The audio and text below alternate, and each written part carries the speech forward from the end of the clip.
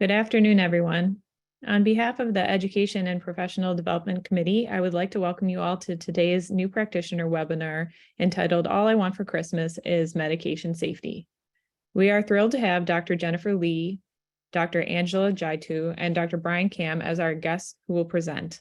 Dr. Jennifer Lee earned a Doctor of Pharmacy degree from the University of Illinois at Chicago College of Pharmacy. She was working as a staff pharmacist at SSM Health Wisconsin before going back for her residency. Dr. Lee then went on to complete a PGY1 and PGY2 specialized in critical care at NYP Brooklyn Methodist Hospital. Dr. Lee is board certified in both pharmacotherapy and critical care. She is currently a critical care pharmacy manager at Mount Sinai West. Dr. Angela Jiatu earned a Doctor of Pharmacy degree from Ernest Mario School of Pharmacy. Angela has been working with the U.S. Navy as an active duty military pharmacist. She has worked at Walter Reed National Military Medical Center, Naval Academy, Jacksonville, and Naval Hospital, Rhoda. Dr. Jiatu is board certified in pharmacotherapy, and she currently is a clinical pharmacist at James J. Peter Bronx, VA. Dr. Brian Kam earned his Doctor of Pharmacy degree from Binghamton University School of Pharmacy and Pharmaceutical Sciences. He is currently a PGY1 resident at Guthrie Robert Packer Hospital. Before we get started, I'd like to share a few quick points. For those who have technological issues during the presentation, please use the chat option to communicate with the office. Every effort will be made to assist in resolution. For those who have questions that they would like to direct to the speaker, please use the question box or the chat option. The CE code for this program will be provided at the end of the program. Thank you. Thank you for the introduction. Good afternoon, everyone. Thank you for joining today. Today, we'll want to discuss about common medication safety perils for new practitioners. Well, with today's presentation, you'll be able to define common terminologies used for medication safety and identify types and causes of medication error. Dr. Kam then will discuss about consequences of medication error, including secondary victim syndrome. With the rest of the presentation, Dr. Jiatu will finish focusing on application, how to mitigate medication errors, and introduce various strategies to implement more systematic approaches to achieve patient safety. So before we start, I want to have a definition of common medication error. So medication error is a broad term that includes potential and actual adverse drug events. Regardless of the outcome, whether it caused harm or not, any error mistakes is defined as a medication error. If it's not reached the harm yet, but could be a potential adverse event, we often call it as near misses or good catches. Reporting near misses and good catches are often encouraged because we want to identify many potential errors as much as possible before it reaches the patient. Adverse drug events is when the injury has been resulted, and it can be further classified into either preventable versus non-preventable. If it was non-preventable, it would be considered as adverse drug reactions. So common examples of adverse drug reactions can be drugs' inherent side effects, such as diarrhea from antibiotics or nausea, vomiting from chemotherapeutic agents. Approximately 1 in 100 medication error results in an adverse drug event.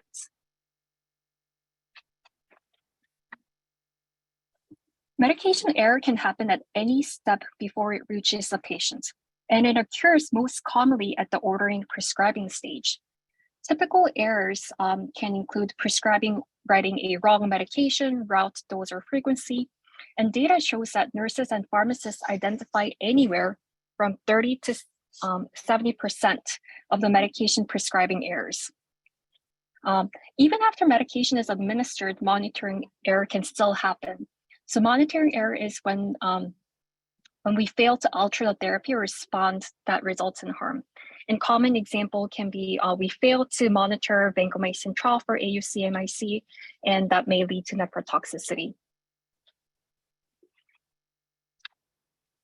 Before we move on to different types and causes of error, I would like to introduce a case that we'll talk and apply throughout the rest of the presentation. This case became a media attention earlier this year, which you might have heard it as a Redonda bot case. This case happened in 2017, and it was a fatal medication error ultimately resulting in patient death at a very large prestigious medical center, Vanderbilt University. With this error, the institution were even put on jeopardy for reimbursement from CMS, which was quickly restored after submitting the correction plan. However, the Redonda, the nurse who made an error, were initially charged with gross neglect of an impaired adult and reckless homicide, which could have been brought her to 8 years of minimum imprisonment. This ruling brought petition from various healthcare workers and organizations, including American Nurses Association and American Hospital Association, that this prosecution will be a threat to promoting a culture of transparency in reporting error, as well as a threat for just culture as well. Just culture we'll talk about later in the rest of our presentation, but just culture is focused on improving systematic measures rather than punishment of individuals. So after the petition and a lot of controversies, the judge sentenced her to 3 years probation instead of an imprisonment. So now let's dig deeper into exactly how the error happened, and we'll identify the causes and types of error it occurred in this Redonda case. So as a background, Redonda Bot has been working as a all-help nurse. All-help nurse meaning that she'll help out in any case, in any form, for 2 years at the Neuro ICU at Vanderbilt University. And on this particular day, she had an orientee shadowing her, which she later admits that it was a distractive environment for her that day. She also never had to administer vecuronium before, so she was not familiar with this drug. Our patient, CM, was a 75-year-old female who came in initially for subdural hematoma. MRI was ordered, but patient had a claustrophobia, so patient requested an anxiolytic to radiology tech. So radiology technician relayed the message to the provider, and order of midazolam was placed. The tech called primary RN to administer the drug. However, the primary nurse was busy, so she asked Redonda, the all-help nurse, to go into radiology to administer the IV Versed instead. At that time, Redonda was on her way to conduct a swallowing study for another patient, but she agreed to administer this IV Versed to a patient in radiology department. At the Neuro ICU, Redonda entered first 2 letters of the drug name, VE, into the search field for automating dispensing machine, but no medication was populated in the search results because the automated dispensing cabinet default to generic drug name searches only. Since the Versed generic name was midazolam, the nurse was unable to find the drug in patient's profile. And when the all-help nurse, Redonda, could not find Versed on the list, she initiated an overlay setting and selected the first medication that populated the results, which is neuromuscular blockade, vecuronium, not Versed. At least 3 screens on the med dispensing cabinet actually populated a warning saying that it was a paralyzing agent. And one of these screens even had a yellow alert banner. She had to provide a reason for using the override function. Versed, the sedative she intended to remove, also comes in liquid form, and it did struck her as odd that she had to reconstitute Versed, but she went ahead with reading reconstitution instructions. So after pulling the med, she immediately looked back at the back of the vial, not the front or top wording where the wording labels were, to see the instructions on how to give it. She reconstituted, and she arrived to the radiology. She found the patient, confirmed the patient verbally, and gave the medication to the patient, which Redonda failed to document on her administration record. And Redonda left immediately to finish her swallowing study. So patient was actually not on monitoring for 30 minutes and later found by radiology technician. And it was found to be unresponsive. After receiving the med, because it was a paralytic, patient was not able to move, notify anywhere, or breathe on her own. And later, the CPR was performed, and patient suffered from anoxic brain injury. And patient was removed from life support the following morning. And Redonda was actually fired from the hospital a week later. So coming back to our presentation, we saw several types and causes of medication errors from Redonda case. Medication errors can be broadly classified into 3 different types: prescribing, dispensing, and administration error.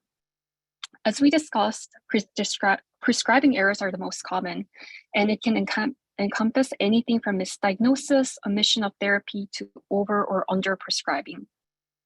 Dispensing error can widely range from miscalculation of dose to failure to even recognize expiration dates. Common mistakes I see is failing to recognize a correct unit. The doctor may prescribe a medication in milligram, but either pharmacist or nurse may falsely acknowledge as either different forms, such as milliliters.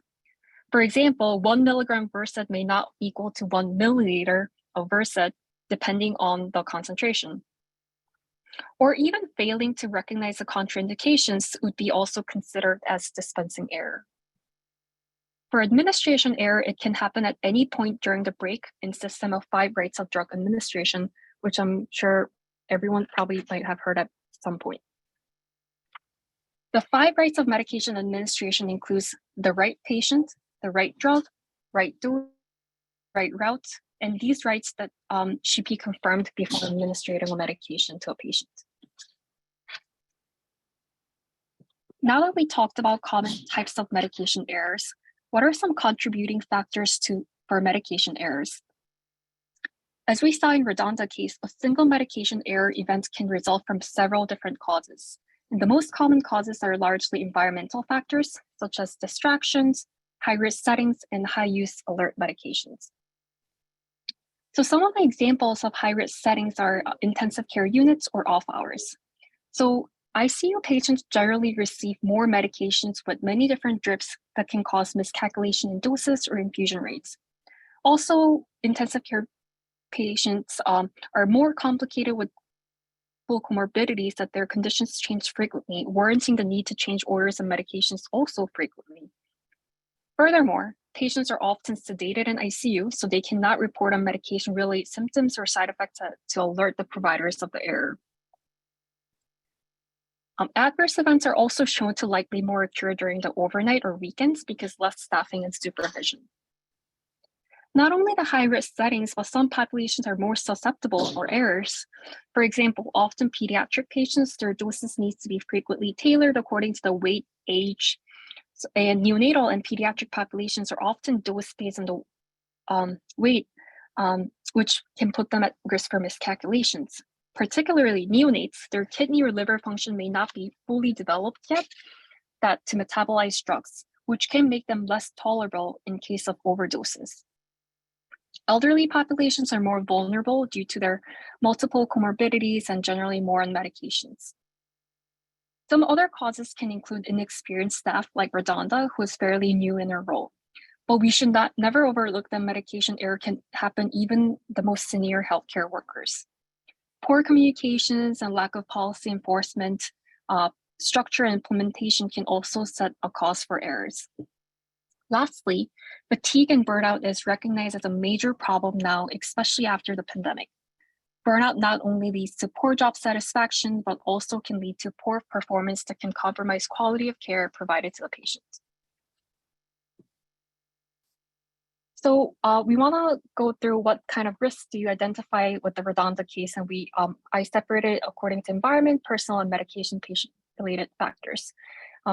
So if anyone can actually put in the chat what environmental risk factors that they identify, that would be great.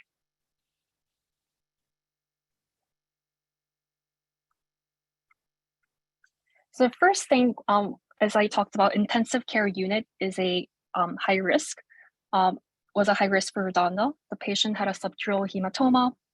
We're probably on a lot of different medications.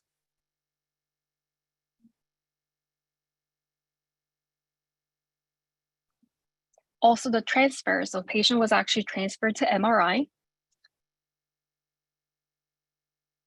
And then patient was actually given a verbal order from a primary nurse to give midazolam instead of checking from her computer. Also, she failed to monitor after giving a Versed because per policy, she had to actually monitor the patient because of respiratory depression risk after giving a Versed, but she failed to monitor. And then also lack of policy enforcement, where there a double check when we are overriding the medications, monitoring documentations. And someone said barcode scanning. Yes, I agree. It was barcode is another factor that we need to make sure. Also, Redonda was distracted because there was orienty with her that day. And she was relatively inexperienced. She never gave vecuronium before, so she might not be aware that vecuronium was a paralytic agent. And she was not in charge of this patient. And she dismissed the alert, probably might be because of alert fatigue or burnout. And the medication she was dealing with was like a very high risk medication. It was a paralytic. And then it was an overridable environment. And then patient was a high risk. She was 75 years old, patient who are elderly. So Institute for Safe Medication Practice actually published high alert medications to guide providers which medication requires safeguards. Often these medications are required to be monitored closely and need auxiliary labels to alert providers that there is a heightened risk for causing significant harm when used in error. Another rising cause for medication error can be alert fatigue, especially most institutions now deploy electronic prescribing. Even though electronic prescribing significantly reduced error rates, now providers are faced with another challenge, alert fatigue. So providers face an average of 20,000 alerts per month, and on average, it takes about 331 alerts to prevent a single adverse drug event. And more than 96% of the alerts are found to be overridden. The overwhelming number of clinical warnings compels the healthcare providers to ignore or override alerts, which may lead to suboptimal therapy or unintended patient harm. In 2015, Knight retrospectively looked at which types of alerts were mostly overridden, and it was shown that patients who are elderly, longer hospital stay, had a highest chance of alerts being overridden, and also drug-drug interaction type warnings as well. So ECRI and ISMP partnered with health IT safety experts to tackle alert fatigue, and they released a white paper outlining key recommendations to improve safety. They found that majority of the warnings were duplicate therapy, drug allergy, disease warnings, followed by drug interaction warnings. So the recommendations are broken down to 4 key areas. First one was governance. So the group emphasized in creating a structure or process to identify best strategies. And so this step will involve like providing a consistent alert or alert metrics. Second is monitoring. So it involves technology to assemble information, and they emphasize on monitoring alert performance. So there would be monitoring about like volumes, user triggers that involve overriding alerts, which will help to differentiate what are some high impact versus low impact alerts. The third step is analysis, and with the data gathered, they will do ongoing analysis and evaluation.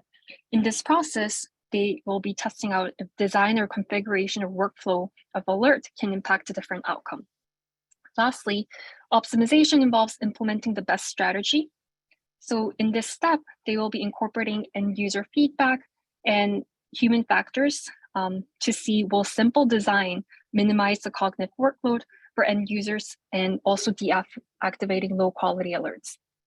So now that we talked about common threats that can consist, common threats that Dr. Kim and he will focus on consequences of medication error, not only to the patients, but clinicians as well.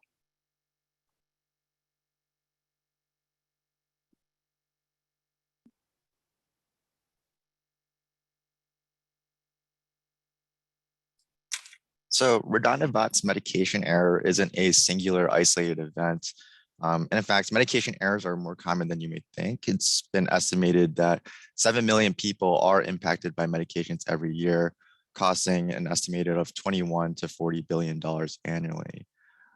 While 7 million people might not seem like a lot in the grand scheme of things, just to give you a different perspective, it has been estimated that 10% of hospital patients will be subjected to a medication error. Now, Radon-Nevat's case is unique in that the consequences go deeper than just patient harm and the financial burdens associated with medication errors. This case really struck a chord with nurses and healthcare professionals across the country due to the fear of the implications of criminalizing medication errors. So this is a piece from the NPR published earlier this year, back in April, that really voices the concerns of nurses across the country who were in support of Radon-Nevat. And I just wanted to share one of the quotes from one of the nurses. One nurse wrote, "The only way you can really learn about the errors in these complicated systems is to have people say, 'Oh, I almost gave the wrong drug because.' Well, nobody's going to say that now." But it wasn't just nurses and healthcare professionals who were in support of Radon-Nevat. There were organizations like the American Association of Critical Care Nurses, or AACN for short, that shared similar sentiments. And basically, they stated that the prosecution and the verdict from Radon-Nevat's trial would have negative impacts on the timely and honest reporting of med errors and could worsen the existing nursing staffing shortage. Now, in addition to nursing organizations, we have med safety organizations like the ISMP that really describe Radon-Nevat's case as a reckless override of just culture, which we'll talk a little bit more about in the presentation. So there are many consequences of criminalizing medical errors. For one, it's going to inhibit error reporting. So instead of caregivers or healthcare professionals openly admitting to their mistakes, what we might see are caregivers trying to cover up their tracks. And ultimately, that impedes any system improvements. Other consequences can include the creation of a culture of safety or a just culture, and it can accelerate the exodus of practitioners from clinical practice. And that's kind of what we're seeing with the shortage in nurses. However, that's probably likely due to other factors as well. Last but not least, the criminalization of medical errors can encourage clinicians to practice defensive medicine. And this is when a practitioner may be ordering excessive diagnostic tests in hopes to prevent future or any potential malpractice litigations. And of course, that leads to unnecessary costs to care. So when we think about harmful patient safety incidents, we tend to gravitate or put our focus to the patient who was harmed, but we often overlook the caregiver who was directly involved in the event, and we would deem that individual the second victim. And often more than that, they're experiencing a lot of emotional distress. So you might have heard the term second victim syndrome or second victim phenomenon, and just to define it, it's when a caregiver experiences emotional trauma as a result of having a role in a harmful patient safety incident. So there are more high-risk scenarios where that can elicit feelings of second victim syndrome. And some examples of that could include having many poor patient outcomes in a short time period. It can be having some sort of involvement with the death of a pediatric patient, and especially when new practitioners having some sort of involvement in the death of their first patient. So often second victims, like I mentioned earlier, will be experiencing a lot of emotional distress. They're often going to carry a lot of guilt, anxiety, fear of losing their job or their license. They may also be concerned about their reputation, really worried about what their colleagues and peers might think about them. Especially, they might perceive them thinking that they're incompetent, careless, or reckless. And when you compound all those factors together, it really creates a recipe for that individual to have reduced job satisfaction, which can spiral into burnout, depression, suicidal ideation, and can really compromise patient safety. So the prevalence of second victim syndrome has been estimated to be somewhere between 10.4 to 43.3%. And just to give you a different perspective, another study estimated that almost half of healthcare practitioners will experience the impacts of second victim syndrome in their lifetime. But what's more shocking is that only a fraction of organizations are going to be proactive in terms of referring second victims to supportive services following an adverse event. And one study estimated only 18.2% were proactive in that context. So there are resources available to second victims, and it can include things like the Employee Assistance Program or things as simple as counseling with a therapist. But more often than not, clinicians and healthcare providers won't reach out for those services, either one, because they're not aware of it, or there could be barriers in place. So some of those barriers can include stigma associated with reaching out for help, difficulty taking time off work, doubts about the confidentiality of the services offered, especially if there's a pending malpractice litigation, and generally speaking, inadequate organization safety culture. So second victim syndrome can manifest both physically and psychologically. And I think it's really important to be able to identify these symptoms, signs and symptoms, if you think that you may be a second victim, or alternatively, if a medication error does occur, you may be able to identify someone who is a second victim. So some of the physical symptoms can include sleep disturbances due to the haunted reenactments from the events, and that can subsequently lead to inadequate sleep and energy the next day, leading to having a difficulty time focusing and concentrating on work. And that in itself can increase the risk of a medication error to occur. Other physical symptoms can include muscle tension and tachycardia, just due to having all that guilt, anxiety, and fear.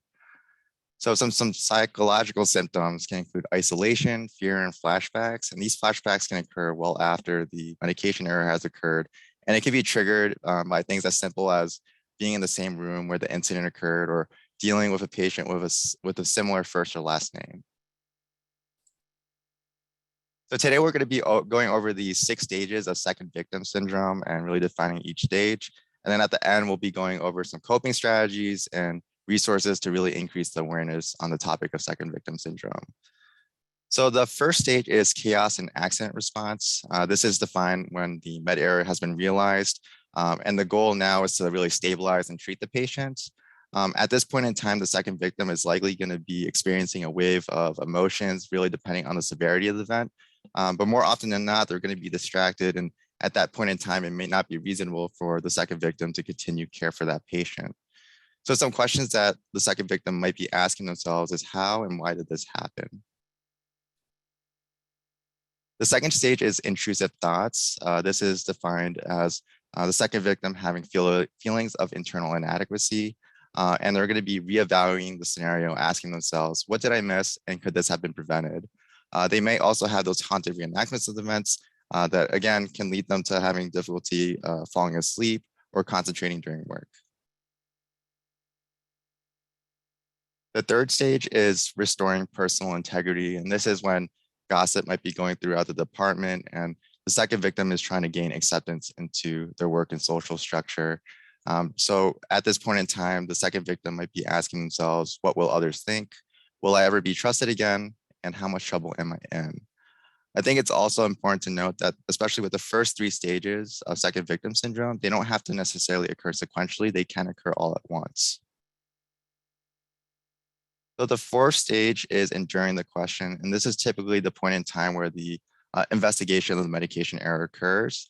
And the second victim may be pulled in to respond to multiple whys surrounding the incidents. This is also the point in time where the second victim realizes the severity of the event and concerns surrounding malpractice litigation or fears of losing their job or license will occur. So during this stage, the second victim might be asking themselves, what will happen next? Who can I talk to? And will I lose my job or license? The fifth stage is obtaining emotional first aid. And this is the point in time where the second victim may begin to think about seeking personal or professional support. But of course, we mentioned those barriers that might prevent them from accessing those resources. So they might be asking themselves, what is wrong with me? Do I need help? And where can I turn for help? So the sixth and last stage is moving on, and it has 3 possible trajectories. And the first one we're going to be talking about today is dropping out. So this is an individual who still has persistent feelings of inadequacy. And at that point in time, they're thinking about transferring to a different unit or facility or a hospital, or quitting the profession altogether. So they might be asking themselves, is this the profession I should be in? Or can I handle this type of work? The second possible trajectory is surviving. And this is an individual who still has persistent sadness and they are trying to learn from the event. They are coping, but they may still have those intrusive thoughts. So some questions here that they might ask themselves is, why do I still feel so badly and guilty? And how could I have prevented this from happening? The third possible trajectory is the most positive one. It's thriving. And this is an individual who is able to maintain a work-life balance. And they don't base that one harmful patient safety incident on their whole practice. And they might even become advocates for future patient safety initiatives. So some of the things that they might be asking themselves is, what can I do to improve our patient safety? And what can I learn from this? So if you do find yourself suffering from second victim syndrome, just do know that there are resources available to you, and that's likely going to differ between institution to institution. But some things you can do at your home, or just trying to integrate physical exercise into your daily routine, or find a hobby that you find very relaxing, and try to keep your schedule as routine as possible. But I think the most important takeaway is to let yourself time to react and understand that the emotions you are experiencing are completely normal. So what else can you do? So I think one of the biggest things we can do is to really increase the awareness and education on the topic of second victim syndrome. And the University of Missouri's For You team has a lot of great resources available. They actually have a lot of brochures and pamphlets for healthcare professionals and family members that I think would be great resources to really spread around. Additionally, another thing you can consider is to develop a peer-to-peer support system or a second victim program. And Johns Hopkins actually has a 2-day workshop to really train individuals to implement a peer-to-peer support system. So with that, I'm going to pass off the presentation to Angela, who's going to be talking more about process improvement techniques and just culture.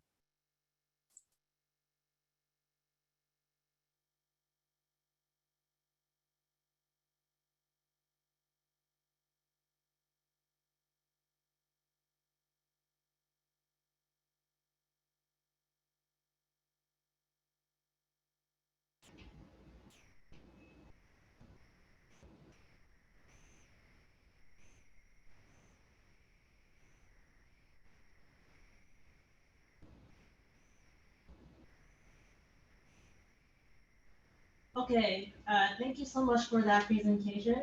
And now I'm going to be talking about process improvement and how we can learn from the mistakes that have happened and how we can maintain a culture of patient safety.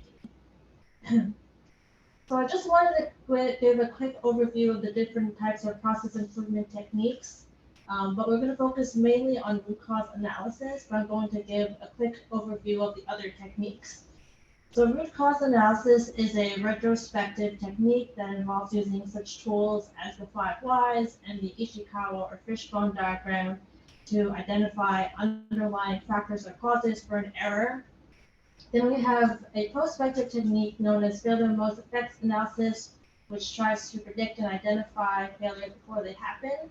There's also plan, do, check, act, which is also known as the Deming cycle, which involves doing 4 steps of iterations in order to continually improve a process. There's also Lean Six Sigma, which looks at eliminating waste and streamlining processes. And then we have A3, which is a technique that involves a group of people who will identify the current narrative of the problem and then come up with aims and goals in order to improve the process. So just a really quick question to see who was paying attention, but which of the following process improvement techniques is a retrospective technique that uses such tools as the fishbone diagram and the 5 whys to identify underlying factors or causes for an error? And if you could please put the answer in the chat box, that would be great.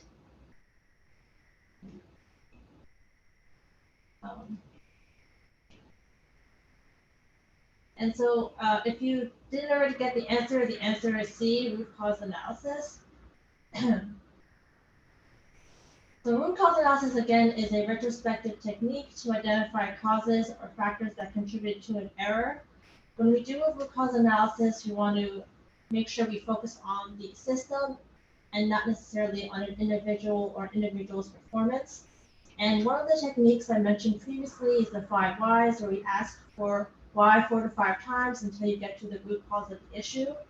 And I did a brief 5 whys on the Redondoval case that you can see there on the right-hand side. Another technique is the Ishikawa or fishbone diagram, and you would place the adverse event on the right-hand side of the diagram. In this case, for the Redondabach case, the patient got the wrong medication, and then from there you would begin to identify and categorize different causes. Usually these include people, environment, materials, methods, and equipment.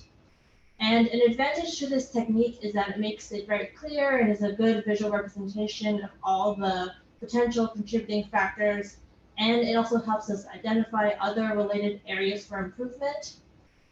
Of note, when we do these fishbone diagrams, we want to make sure that we're specific. So instead of just saying under people that the nurse was the cause, you want to say a nurse who has only 2.5 years of experience or a new nurse.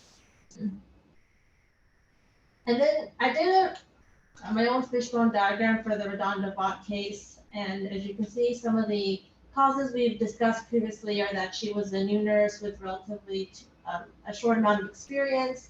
She was also a helpful nurse and may not have been as familiar with the patient. There may have also been staffing shortages, and she was potentially distracted because she had to train a new staff member. There was no second witness or two-person check when she did the override. There was no monitoring of vital signs, and unclear as to whether she did the 5 rights or used any sort of barcode scan technology prior to administration. Other things I thought about were that she only typed in 2 letters, BE instead of 5, and I'm not sure if the medication was actually appropriate for her to authorize, as well as the fact that Verteronium and Versed sound very similar and can be look-alike, sound-alike medications. So in summation, when we're doing a root cause analysis, the first thing we want to do is determine what happened, go through the medication records, go to the actual location of where the error happened, interview staff involved. Then we want to establish what should have happened by looking at our policies and procedures and any sort of regulations that would apply in the error.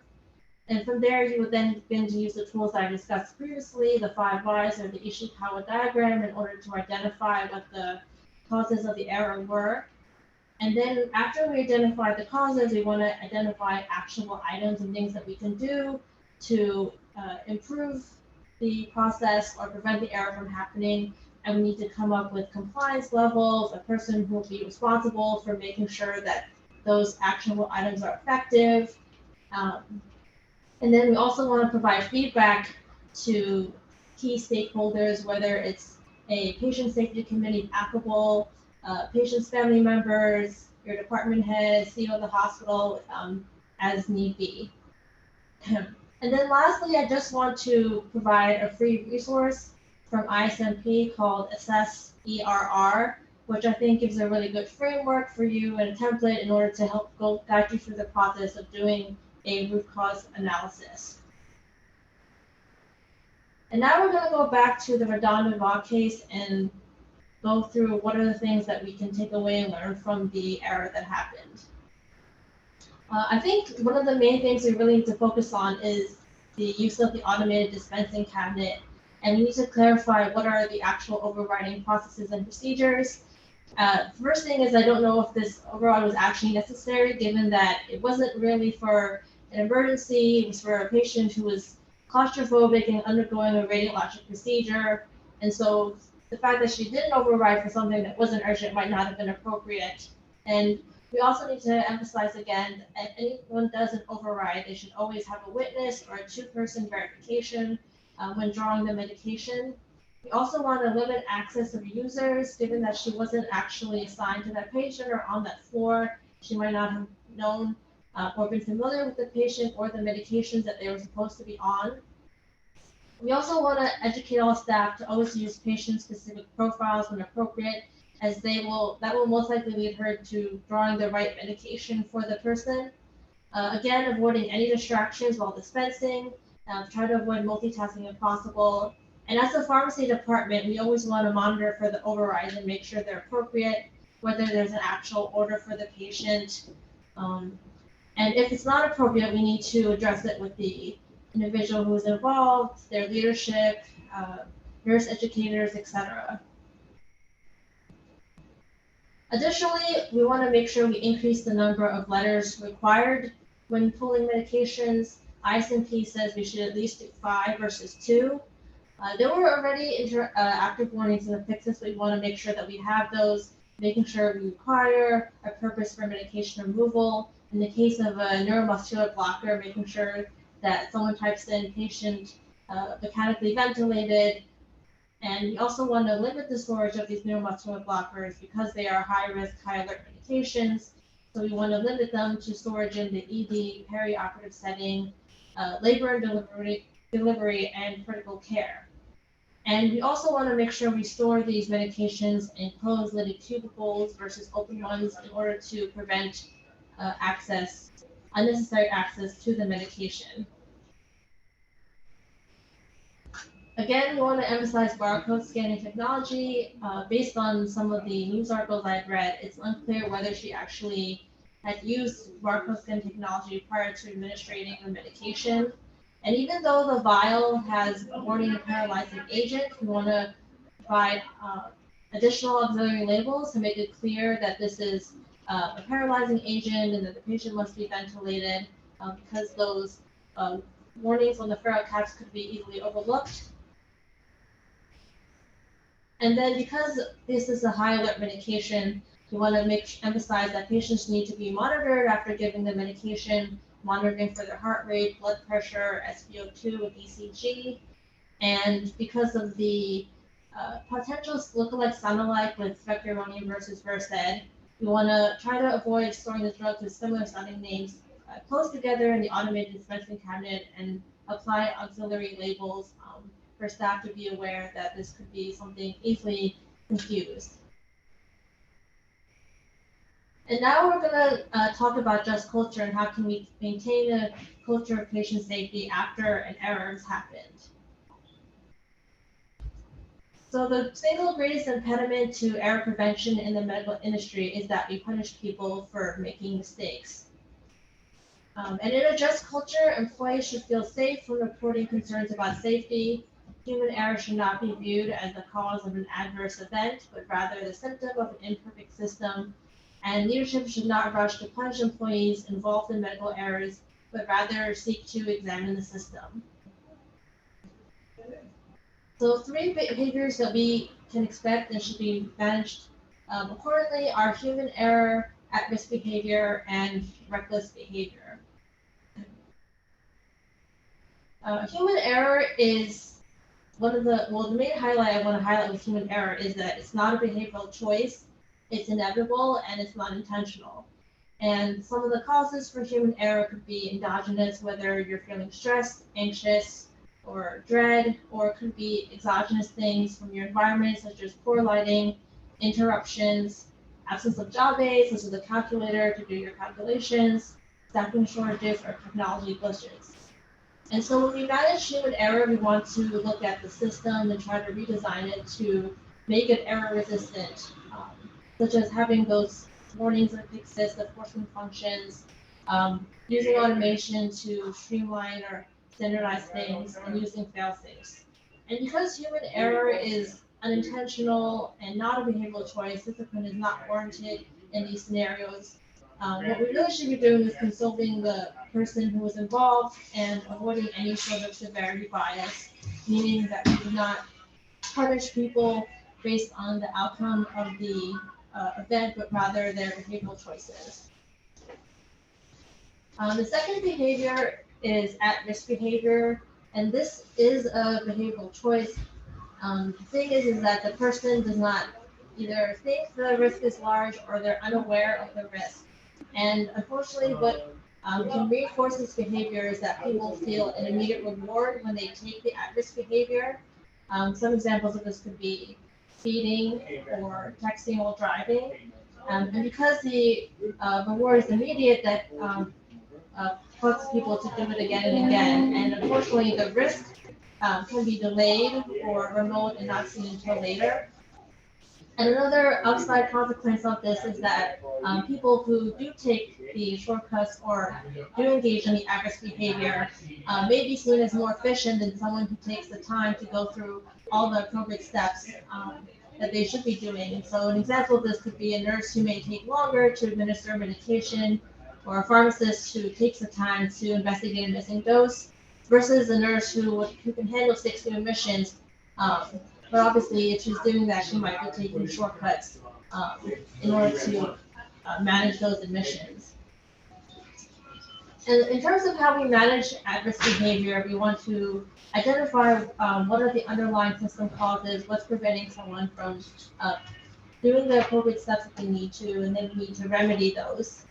Additionally, we need to coach the individual to identify the risks and see that the risk may outweigh the benefit of taking that shortcut. And this should be a positive conversation, not one that's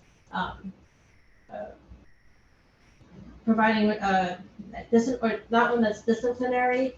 And the purpose of this is to raise awareness of the risk and to uncover underlying reasons for the behavior, and it can also be done peer-to-peer. And the third one I'm going to talk about is reckless behavior.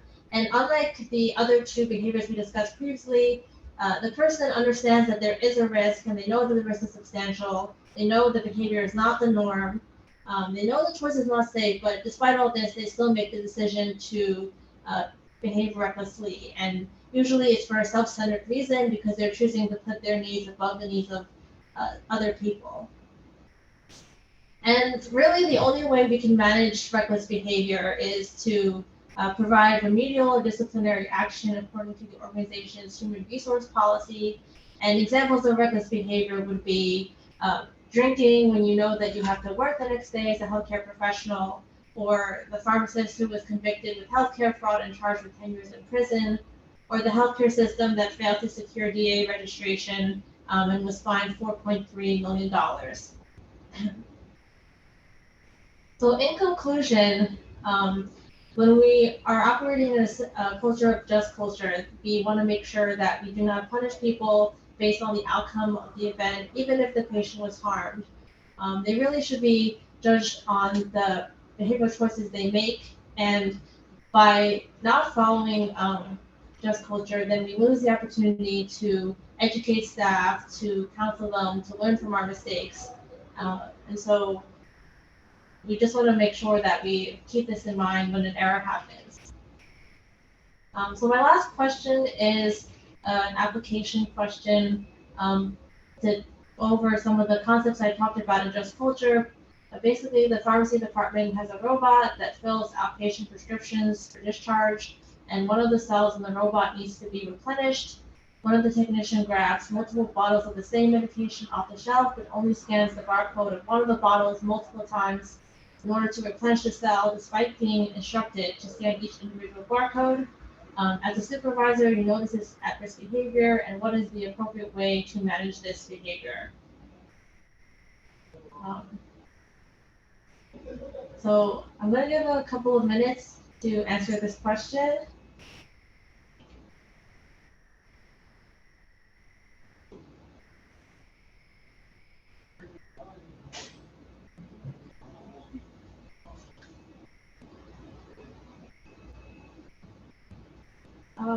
And the answer is C, if you haven't put that down as an option.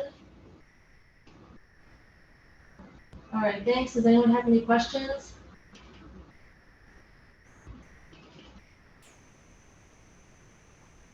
Thank you, guys. Thank you, Angela, Brian, and Jennifer.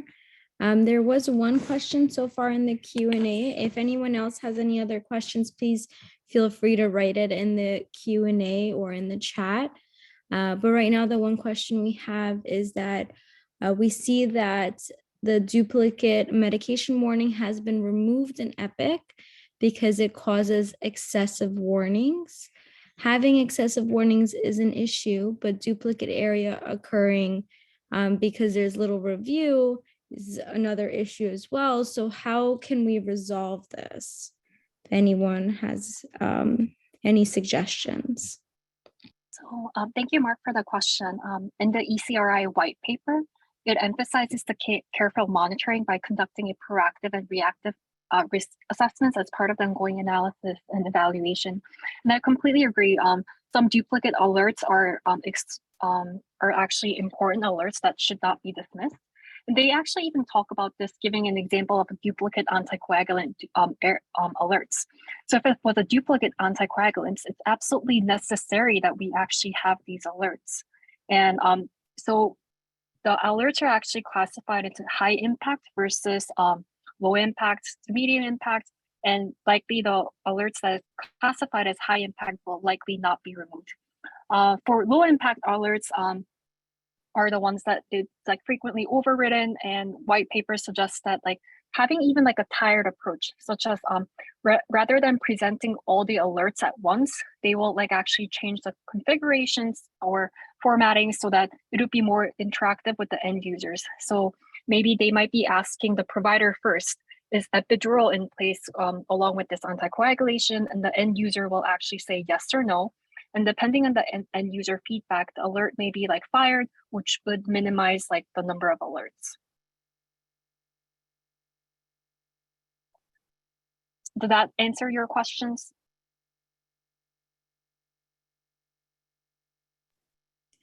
Thank you for that, Jennifer. There's another question of how do you recommend the average pharmacist or RPH advocate for themselves if their institution doesn't currently embrace the non-punishment approach?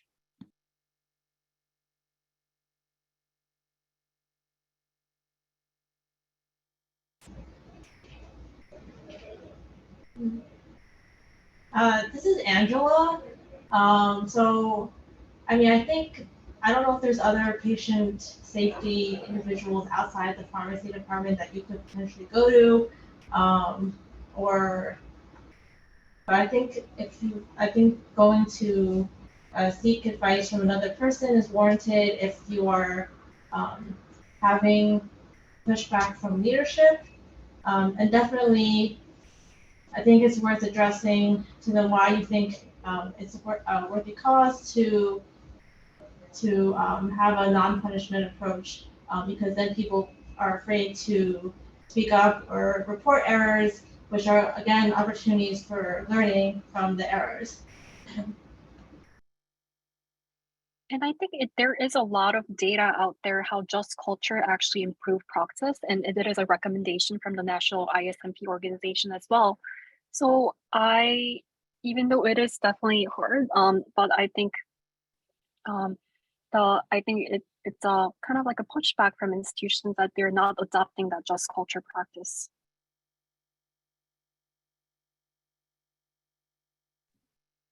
Thank you, Angela and Jennifer. Any other questions? Last call.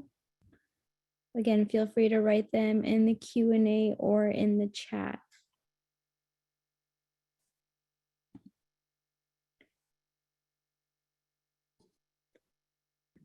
I'll just give it one more minute, and then if there are no more, we'll wrap up.